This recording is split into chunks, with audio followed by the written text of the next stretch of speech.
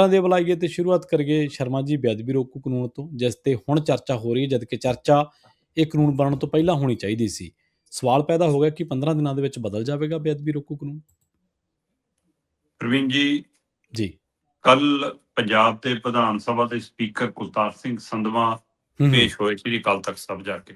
ਜੀ ਮੁੱਖ ਮੰਤਰੀ ਭਗਵੰਤ ਮਾਨ ਹੋਰਾਂ ਵੱਲੋਂ ਇਸ ਬੇਅਦਬੀ ਰੋਕੂ ਕਾਨੂੰਨ ਦੇ ਲਈ ਸ਼ਾਬਾਸ਼ੀ ਲੈਣ ਲਈ, ਪਿੱਠ ਥਪੜਾਉਣ ਲਈ, ਆਪ ਇਸ ਰੋਪਾਓ ਬੁਲਾ ਕੇ ਲੈਣ ਲਈ ਇੱਕ ਯਾਤਰਾ ਸ਼ੁਰੂ ਕੀਤੀ ਹੋਈ, ਜਿਹਨੂੰ ਉਹਨਾਂ ਨੇ ਸ਼ੁਕਰਾਨਾ ਯਾਤਰਾ ਦਾ ਨਾਮ ਦਿੱਤਾ।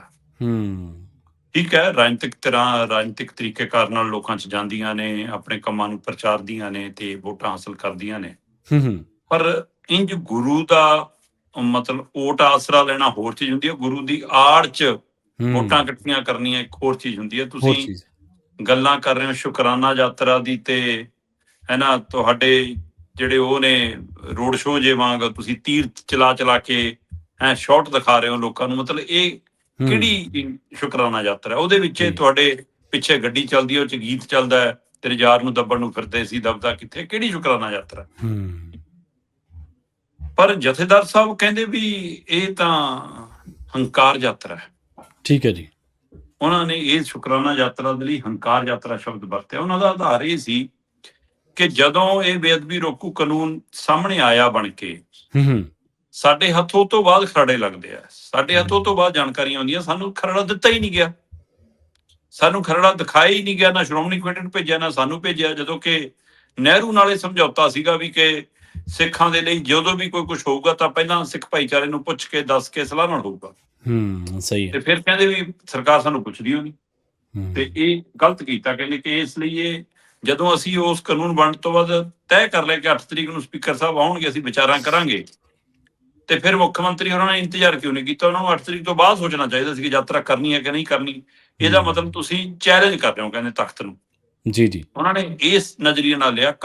ਖਾਸੇ ਸਖਤ ਨਜ਼ਰ ਆਏ ਕੱਲ ਜਦ ਗਿਆਨੀ ਕੁਲਦੀਪ ਸਿੰਘ ਗੜਗਾ 'ਚ। ਠੀਕ ਹੈ। ਸਪੀਕਰ ਸਾਹਿਬ ਗਏ, ਉਹਨਾਂ ਨੇ ਆਪਣੀ ਗੱਲ ਰੱਖੀ, ਮੀਡੀਆ 'ਚ ਆਉਂਦੇ ਉਹਨਾਂ ਨੇ ਕਿਹਾ ਵੀ ਕਿ ਮੈਂ ਆਪਣੀ ਗੱਲ ਕਰਿਆ ਆ, ਜੋ ਮੈਂ ਸਮਝ ਸੀ ਮੈਂ ਆਪਣੇ ਅਨੁਸਾਰ ਦੱਸਿਆ ਆ, ਮੈਂ ਜ਼ਿਆਦਾ ਕੁਛ ਨਹੀਂ ਕਹਿਣਾ। ਪਰ ਜਦੋਂ ਜਥੇਦਾਰ ਸਾਹਿਬ ਸਾਹਮਣੇ ਆਏ ਤਾਂ ਉਹਨਾਂ ਨੇ ਕਈ ਨੁਕਤਿਆਂ ਦੇ ਹਵਾਲੇ ਨਾਲ ਇਹ ਕਹਿਣ ਦੀ ਕੋਸ਼ਿਸ਼ ਕੀਤੀ ਵੀ ਕਿ ਕਾਨੂੰਨ ਸਹੀ ਨਹੀਂ ਗਾ।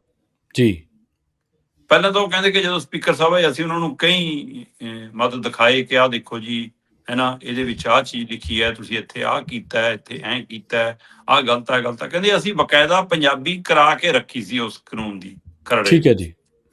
ਮਤਲਬ ਜਦੋਂ ਜਥੇਦਾਰ ਸਾਹਿਬ ਇਹ ਗੱਲ ਕਹਿ ਰਹੇ ਸੀ ਕਿ ਅਸੀਂ ਪੰਜਾਬੀ ਕਰਾ ਕੇ ਰੱਖੀ, ਤਾਂ ਇਹਨੇ ਸਾਬਤ ਕਰਤਾ ਕਿ ਪੰਜਾਬ ਦੀ ਵਿਧਾਨ ਸਭਾ 'ਚ ਪੰਜਾਬ ਸਰਕਾਰ ਵੱਲੋਂ ਸ਼੍ਰੀ ਗੁਰੂ ਗ੍ਰੰਥ ਸਾਹਿਬ ਜੀ, ਜਿਹੜਾ ਗੁਰਮੁਖੀ ਲਿਪੀ 'ਚ ਲਿਖਿਆ ਹੋਇਆ, ਉਸ ਗੁਰੂ ਗ੍ਰੰਥ ਸਾਹਿਬ ਦੇ ਸੰਬੰਧ ਦੇ ਵਿੱਚ ਲਿਆਂਦਾ ਗਿਆ ਕਾਨੂੰਨ ਅੰਗਰੇਜ਼ੀ 'ਚ ਬਣਾਇਆ। ਅੰਗਰੇਜ਼ੀ 'ਚ ਬਿਲਕੁਲ ਸਹੀ ਹੈ ਜੀ।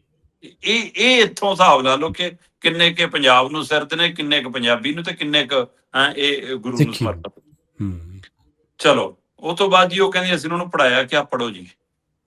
ਉਹ ਕਹਿੰਦੇ ਜੇ ਸਿੱਖ ਮਰਿਆਦਾ ਦੇ ਤਹਿਤ ਅਸੀਂ ਇਹਦੇ ਵਿੱਚ ਬੀੜ ਸ਼ਬਦ ਲਿਖਿਆ, ਤੁਸੀਂ ਉਸ ਨੂੰ ਸਰੂਪ ਸ਼ਬਦ ਕੀਤਾ, ਠੀਕ ਹੈ। ਆਪਾਂ ਜਦੋਂ ਪ੍ਰਚਲਿਤ ਭਾਸ਼ਾ 'ਚ ਗੱਲ ਕਰਦੇ ਹਾਂ ਤਾਂ ਅਸੀਂ ਗੁਰੂ ਸਾਹਿਬ ਨੂੰ ਉਹ ਰੁਤਬਾ, ਉਹ ਸਨਮਾਨ ਦੇ ਨਾਤੇ ਪਾਵਨ ਸਰੂਪ ਸ਼ਬਦ ਨਾਲ ਸੰਬੋਧਨ ਹੁੰਦੇ ਆ। ਕਹਿੰਦੇ ਇਹ ਸ਼ਬਦ ਉਹ ਨੀ ਗਾ, ਪਰ ਉਹ ਕਹਿੰਦੇ ਕਿ ਜਦੋਂ ਉਹਦੇ ਵਿੱਚ ਲਿਖਿਆ ਜਾਂਦਾ ਬੀੜ, ਤਾਂ ਉਹਦੇ ਅਰਥ ਹੁੰਦੇ ਨੇ ਕਿ ਬਾਬਾ ਬੁੱਢਾ ਜੀ ਵਾਲੀ ਬੀੜ ਹੈ, ਅਨੰਦਪੁਰੀ ਬੀੜ ਹੈ ਨਾ, ਏਦਾਂ। ਕਹਿੰਦੇ ਕਿ ਤੁਸੀਂ ਆਪੇ ਉਹ ਮਰਿਆਦਾ ਦੀ ਭਾਸ਼ਾ ਕਿਉਂ ਬਦਲਦੇ ਫਿਰੀ ਜਾਂਦੇ ਹੋ?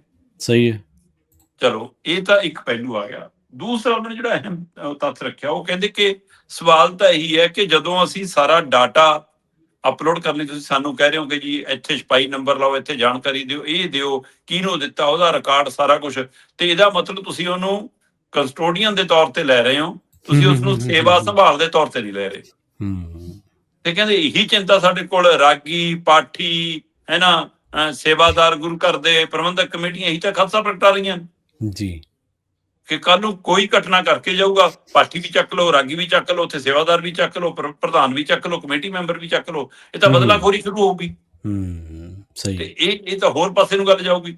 ਇੱਥੋਂ ਤੱਕ ਵੀ ਗੱਲ ਆਈ ਉਹਦੇ ਵਿੱਚ, ਉਹ ਕਹਿੰਦੇ ਵੀ ਕੱਲ ਨੂੰ ਸ਼੍ਰੀ ਅਕਾਲ ਤਖਤ ਸਾਹਿਬ ਤੇ ਅਖੰਡ ਪਾਠ ਸਾਹਿਬ ਪ੍ਰਕਾਸ਼ ਹੈ, ਠੀਕ ਹੈ। ਇੱਥੇ ਡੀਐਸਪੀ ਆ ਕੇ ਕਿਆ ਕਰੂਗਾ ਕਿ ਪਰੇ ਹੋਏ, ਮੈਂ ਦੇਖਣਾ ਕਿ ਤੁਸੀਂ ਇੱਥੇ ਬੇਅਦਬੀ ਤਾਂ ਨਹੀਂ ਕਰਦੇ। ਇਹ ਉਹ ਕਹਿੰਦੇ ਵੀ ਜਵਾਬ ਦਿਓ ਇਸ ਗੱਲਾਂ ਦੇ ਸਾਡਿਆਂ ਦੇ। ਉਹਨਾਂ ਨੇ ਕਈ ਨੁਕਤੇ ਮੂਹਰੇ ਰੱਖੇ ਜਿਹਦੇ ਜਵਾਬ ਸਪਸ਼ਟ ਰੂਪ ਵਿੱਚ ਕਹਿੰਦੇ ਸਪੀਕਰ ਸਾਹਿਬ ਦੇ ਨਹੀਂ ਪਾਏ। ਠੀਕ ਆ। ਤੇ ਉਹ ਤੋਂ ਬਾਅਦ ਜਥੇਦਾਰ ਸਾਹਿਬ ਨੇ ਫਿਰ ਆਪਣਾ ਫਰਮਾਨ ਸੁਣਾਇਆ ਕਿ ਵੀ ਅਸੀਂ 15 ਦਿਨ ਦਾ ਤੁਹਾਨੂੰ ਸਮਾਂ ਦਿੰਨੇ ਆ, ਸਿੱਖ ਰਿਟਾਇਰਡ ਜੱਜਾਂ ਦੀ, ਉੱਗੇ ਵੱਡੇ ਸਿੱਖ ਵਕੀਲਾਂ ਦੀ, ਵਿਦਵਾਨਾਂ ਦੀ ਇੱਕ ਅਸੀਂ ਕਮੇਟੀ ਬਣਾ ਦਿੰਨੇ ਆ, ਤੁਸੀਂ ਉਹਦੇ ਨਾਲ ਵਿਚਾਰ ਕਰੋ, ਇਸ ਕਾਨੂੰਨ ਦੇ ਵਿੱਚ ਜੇ ਸੋਧ ਕਰਕੇ ਲਿਆਓਗੇ ਤਾਂ ਮਨਜ਼ੂਰ ਆ, ਨਹੀਂ ਸਾਨੂੰ ਇਹ ਕਾਨੂੰਨ ਮਨਜ਼ੂਰ ਨਹੀਂ। ਤੇ ਇਸ ਲਈ ਕਹਿੰਦੇ ਕਿ ਇਹ ਤੋਂ ਬਿਨਾਂ ਅਸੀਂ ਇਹਨੂੰ ਮਨਜ਼ੂਰ ਨਹੀਂ ਕਰਾਂਗੇ। ਹੁਣ 15 ਦਿਨ ਦਾ ਅਲਟੀਮੇਟਮ ਹੈ ਸਰਕਾਰ ਕੋਲ ਜੀ। ਪਰ ਮੁੱਖ ਮੰਤਰੀ ਭਗਵੰਤ ਮਾਨ ਪਹਿਲਾਂ ਕਈ ਵਾਰ ਰਾਜਨੀਤਿਕ ਸਟੇਜਾਂ ਤੋਂ ਇਹ ਗੱਲ ਕਰ ਚੁੱਕੇ ਨੇ ਕਿ ਦੇਖ ਲਓ ਜੀ, ਹੈ ਨਾ, ਹੁਣ ਇਹ ਕਹਿੰਦੇ ਨੇ ਜੀ ਕਿ ਕਾਨੂੰਨ ਠੀਕ ਨਹੀਂ। ਕੱਲ ਫਿਰ ਮੁੱਖ ਮੰਤਰੀ ਸਾਹਿਬ ਨੇ ਗੱਲ ਦੁਹਰਾਤੀ, ਕਿਹਾ ਦੇਖ ਲਓ ਸਪੀਕਰ ਨੂੰ ਤਲਬ ਕਰ ਲਿਆ ਸੀ ਇਹਨਾਂ ਨੇ, ਹੈ ਨਾ, ਤੇ ਦੱਸੋ ਜੀ ਸਾਡਾ ਸਾਥ ਤਾਂ ਕੀ ਦੇਣਾ, ਸਹਿਯੋਗ ਤਾਂ ਕੀ ਦੇਣਾ, ਸ਼ਾਬਾਸ਼ੀ ਕੀ ਦੇਣੀ ਹੈ, ਕੀ ਕਰਦੇ ਫਿਰਦੇ ਨੇ। ਅਸਲ 'ਚ ਕਹਿੰਦੇ ਕਰੀਏ ਕੀ ਜੀ, ਐਸਜੀਪੀਸੀ ਦਾ ਪ੍ਰਧਾਨ ਹੈ ਜਦੋਂ ਸੁਖਬੀਰ ਦਾ ਸਿਪਾਹੀ ਆ, ਗੁਰੂ ਦਾ ਹੈ ਹੀ ਨਹੀਂਗਾ। ਸੋ ਪੂਰਾ ਇਹਨੂੰ ਉਹ ਰਾਜਨੀਤਿਕ ਰੰਗਤ ਦੇ ਰਹੇ ਨੇ। ਸਹੀ ਆ। ਪਰ ਕੀ ਜਥੇਦਾਰ ਇਕੱਲੇ ਜਥੇਦਾਰ ਬਣ ਕੇ ਗੱਲ ਕਰ ਰਹੇ ਨੇ? ਉਹ ਵੀ ਕਿਤੇ ਸੁਖਬੀਰ ਵਾਲੇ ਪਾਸਿਓਂ ਤਾਂ ਨਹੀਂ ਬੋਲ ਰਹੇ। ਲੋਕ ਇਹ ਵੀ ਜਾਣਨਾ ਚਾਹੁੰਦੇ ਆ ਬਈ ਇੱਕ ਪਹਿਲੂ ਹੈ ਗੁਰੂ ਗ੍ਰੰਥ ਸਾਹਿਬ ਜੀ ਦੇ ਨਾਲ ਸੰਬੰਧਿਤ ਕਾਨੂੰਨ ਦਾ ਮਾਮਲਾ, ਜਿਸ ਜਥੇਦਾਰ ਦਾ ਇਹ ਮੰਨਣਾ ਹੈ ਕਿ ਭਾਈ ਤੁਸੀਂ ਕਾਨੂੰਨ ਸਿੱਖਾਂ ਲਈ ਬਣਾਤਾ। ਉਹ ਕਹਿੰਦੇ ਸਪੀਕਰ ਸਾਹਿਬ ਕਿ ਨਹੀਂ ਜੀ, ਅਸੀਂ ਤਾਂ ਬੇਅਦਬੀ ਕਰਨ ਵਾਲਿਆਂ ਦੇ ਲਈ ਲਿਆਂਦਾ ਕਾਨੂੰਨ। ਉਹ ਕਹਿੰਦੇ ਨਾ, ਉਹਨਾਂ ਲਈ ਘੱਟ ਹੈ, ਇਹ ਲਾਗੂ ਵੱਧ ਸਿੱਖਾਂ ਤੇ ਹੋ ਜਾਣਾ ਤੇ ਉਹਨਾਂ ਨੂੰ ਤੰਗ ਪਰੇਸ਼ਾਨ ਕਰਨ ਵਾਲਾ ਵੱਧ ਬਣ ਜਾਣਾ, ਇਸ ਲਈ ਸਾਨੂੰ ਇਹਦੀਆਂ ਇਹ ਮੱਦਾਂ ਮਨਜ਼ੂਰ ਨਹੀਂ ਗਈਆਂ। ਠੀਕ ਆ। ਹੁਣ ਪਰ ਜਿਵੇਂ ਧਾਮੀ ਹੋਰੀ ਬੋਲ ਰਹੇ ਨੇ ਹੁਣ ਕਿ ਜੀ ਇਹ ਤਾਂ ਗਲਤ ਹੋ ਗਿਆ, ਇਹ ਤਾਂ ਧੱਕਾ ਹੈ ਜੀ, ਹੁਣ ਮੀਟਿੰਗਾਂ ਕਰਕੇ ਫੈਸਲੇ ਸਖਤ ਲੈ ਰਹੇ ਨੇ ਜੀ, ਹੈ ਨਾ, ਪਹਿਲਾਂ ਸਵਾਗਤ ਵੀ ਕਰ ਰਹੇ ਸੀ।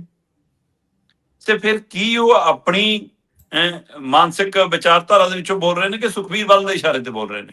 ਤੇ ਜਥੇਦਾਰ ਸਾਹਿਬ ਨੇ ਬੈਠਕ ਜੋ ਬੁਲਾਈ, ਕਾਰਵਾਈ ਜੋ ਪਾਈ, ਇਹ ਆਪ ਆਪਣੇ ਵਿਚਾਰ ਚੋਂ ਬੁਲਾਈ ਕਿ ਐਸਜੀਪੀਸੀ ਦੇ ਰਾਹੀਂ ਸੁਖਬੀਰ ਦੇ ਸੁਨੇਹੇ ਰਾਹੀਂ ਕਰਾਈ? ਸਹੀ ਹੈ।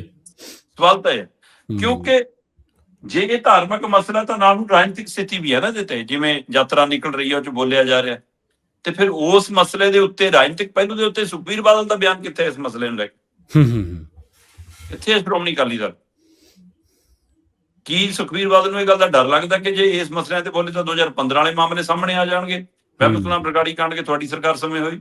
ਕੀ ਇਸ ਲਈ ਸੁਖਬੀਰ ਚੁੱਪ ਨੇ ਕਿ ਜੇ ਮੈਂ ਮਰਿਆਦਾ ਦੀ ਗੱਲ ਕਰੂੰਗਾ ਅਗਲੇ 2 ਦਸੰਬਰ ਵਾਲੇ ਹੁਕਮਨਾਮੇ ਕੱਢ ਲਿਆਉਣਗੇ ਕਿ ਉੱਥੇ ਮਰਿਆਦਾ ਕਿੱਥੇ ਸੀ ਤੁਹਾਡੀ? ਸੋ ਕੀ ਸੁਖਬੀਰ ਇਸ ਲਈ ਹੁਣ ਐਸਜੀਪੀਸੀ ਤੇ ਜਥੇਦਾਰ ਰਾਹੀਂ ਅੱਗੇ ਵਧ ਰਹੇ ਨੇ? ਤੇ ਮੁੱਖ ਮੰਤਰੀ ਹੋਰਾਂ ਨੇ ਜਿਵੇਂ ਕੱਲ ਦੁਬਾਰਾ ਕਿਹਾ ਕਿ ਆ ਦੇਖ ਲਓ ਸਪੀਕਰ ਨੂੰ ਤਲਬ ਕਰੀ ਫਿਰਦੇ ਨੇ, ਅਸੀਂ ਕਾਨੂੰਨ ਲਿਆਂਦਾ ਸੀ, ਅਸੀਂ ਆਹ ਕਰਨਾ ਸੀ। ਸੋ ਇਸ ਤਰੀਕੇ ਨਾਲ ਮੈਨੂੰ ਨਹੀਂ ਲੱਗਦਾ ਕਿ ਉਹ ਵਾਪਸ ਜਾਣਾ ਚਾਹੁੰਦੇ ਨੇ। ਨਾ ਸੋ ਇਹ ਤੇ ਜਿਸ ਤਰ੍ਹਾਂ ਉਹ ਯਾਤਰਾ ਕੱਢ ਚੁੱਕੇ ਨੇ ਤੇ ਅੱਜ ਆਖਰੀ ਦਿਨ ਚਿੰਤਾ ਇਸੇ ਗੱਲ ਦੀ ਹੈ ਕਿ ਪਹਿਲੇ ਦਿਨ ਧਮਾਕੇ, ਦੂਏ ਦਿਨ ਈਡੀ ਯਾਤਰਾ ਦੇ, ਤੀਸਰੇ ਦਿਨ ਯਾਤਰਾ ਵਾਲੇ ਦਿਨ ਸਪੀਕਰ ਤਲਬ, ਤੇ ਅੱਜ ਚੌਥਾ ਦਿਨ ਸੁੱਖਾਂ ਲੰਘ ਜਾਵੇ, ਅੱਜ ਸੰਪੰਨ ਦਿਨ ਹੋਇਆ ਯਾਤਰਾ ਦਾ। ਪਰ ਮੁੱਖ ਮੰਤਰੀ ਦਾ ਜਿਹੋ ਜਿਹਾ ਸਟੈਂਡ ਫਿਲਹਾਲ ਦਿਖਦਾ ਉਹੇ ਜਿਹੇ ਤੇ ਉਹ ਪਿਛਾਂ ਤਾਂ ਨਹੀਂ ਮੁੜਨਾ ਚਾਹੁੰਦੇ, ਪਰ ਜਿਹੋ ਜਿਹੇ ਯੂ ਟਰਨਾਂ ਲਈ ਇਹ ਮਸ਼ਹੂਰ ਹੈ ਪਾਰਟੀ, ਫਿਰ ਕੁਝ ਵੀ ਸੰਭਵ ਹੈ। ਹਾਂਜੀ ਬਿਲਕੁਲ। ਜਦੋਂ ਜਿਵੇਂ ਤੁਸੀਂ ਸ਼ੁਰੂ ਦੇ ਵਿੱਚ ਹੀ ਗੱਲ ਕਹੀ ਸੀਗੀ ਵੀ ਇਹ ਤਾਂ ਪਤਾ ਲੱਗੇ ਨਾ ਵੀ ਵਿਧਾਨ ਸਭਾ ਦੇ ਵਿੱਚ ਜਦੋਂ ਲਿਆਂਦਾ ਪੰਜਾਬੀ 'ਚ ਹੈਵੀ ਸੀਗਾ ਜਾਂ ਨਹੀਂ, ਇਸੇ ਤਰੀਕੇ ਦੇ ਖਾਦਸ਼ੇ ਬਰਕਰਾਰ ਨੇ। ਚਲੋ ਇਹ ਤਾਂ ਪਤਾ ਲੱਗ ਗਿਆ, ਹੌਲੀ ਹੌਲੀ ਪਰਤਾਂ ਹੋਰ ਉਗੜਾਉਣਗੀਆਂ ਸ਼ਰਮਾ ਜੀ।